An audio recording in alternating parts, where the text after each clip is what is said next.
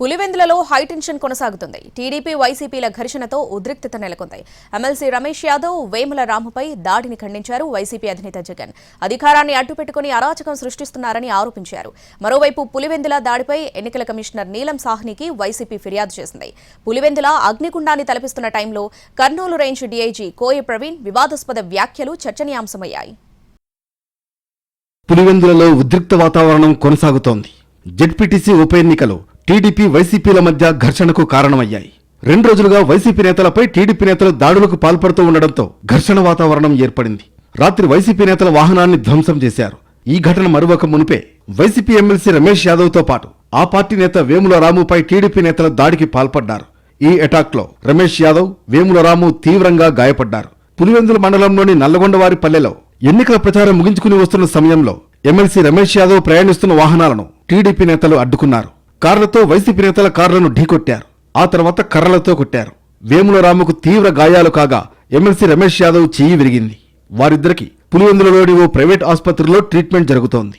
YCP నేతలపై TDP వరుస దాడులకు వ్యతిరేకంగా కడప ఎంపీ వైఎస్ అవినాష్ రెడ్డి ఆధ్వర్యంలో నిరసన ర్యాలీ చేపట్టారు. పులివెందులలోని అవినాష్ రెడ్డి కార్యాలయం నుంచి పులివెందుల అర్బన్ పోలీస్ స్టేషన్ వరకు ర్యాలీ సాగింది. తమ సహనాన్ని చేతకానితనంగా తీసుకోవద్దని అవినాష్ రెడ్డి హెచ్చరించారు. నిన్న రాత్రి ఏ టీం అయితే ఇక్కడ దాడి చేసి పులివెందుల టౌన్లో దాడి చేసినారో మళ్ళా అదే టీము ఇంకొంతమంది ఎక్కువ వాళ్ళందరూ పోయి మళ్ళా నల్లగొండవారిపల్లెలో దాడి చేస్తా ఉన్నారు. నిన్న రాత్రి దాడి జరిగిన వెంటనే రాత్రి వాళ్ళని అరెస్ట్ చేసి ఉంటే ఇవాళ వీళ్ళ మీద, రాము మీద, రమేష్ యాదవ్ మీద దాడి జరిగిండేది కాదు కదా.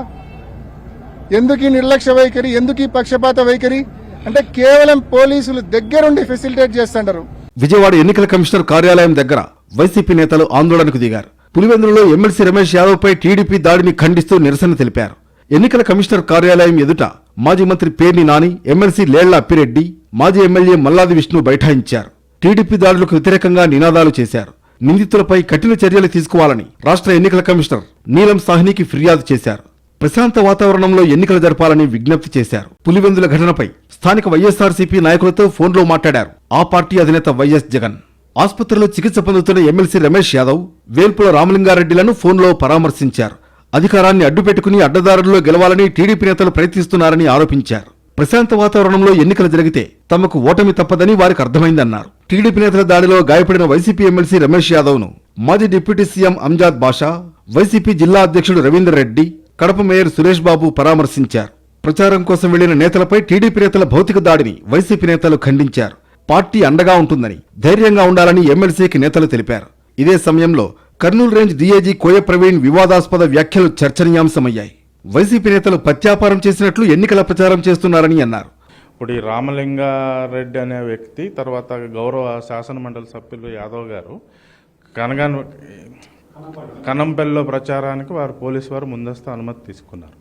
అనుమతి తీసుకున్న వారు ఎటువంటి సమాచారం, ముందస్తు సమాచారం చేయకుండా టీడీపీ వారు ప్రచారం చేసుకుని పక్కనున్న నల్గొండవారి పెళ్లికి వెళ్ళడం జరిగింది. ఖచ్చితంగా బెదిరించడానికి వచ్చాడు అనేది వాళ్ళు పడే అవకాశం ఉంది. మొత్తం మీద ఎదురు పడితే గలాటా జరుగుద్దనే మనం ఒకళ్ళనొకళ్ళు ఎదురు పడకుండా కూడా డివైడ్ చేసి, స్ప్లిట్ చేసి, మీరు ఒక ప్రాంతంలో 2 పార్టీ వాళ్ళు ఎదురు పడకుండా మనం ఇంత ప్రణాళిక తయారు చేసినా కూడా ఇలాగ అత్యుత్సాహంతో పత్యాపారం చేస్తే మరి జరుగుతూ ఉంటాయి. కాబట్టి మరో ప్రాంతంలో ఎన్నికల ప్రచారం నిర్వహించడం వల్లే పులివెందులలో దాడులు జరిగాయన్నారు. మరోవైపు పులివెందులలో ఎప్పుడేం జరుగుతుందోనన్న టెన్షన్తో పోలీసులు భారీగా మోహరించారు.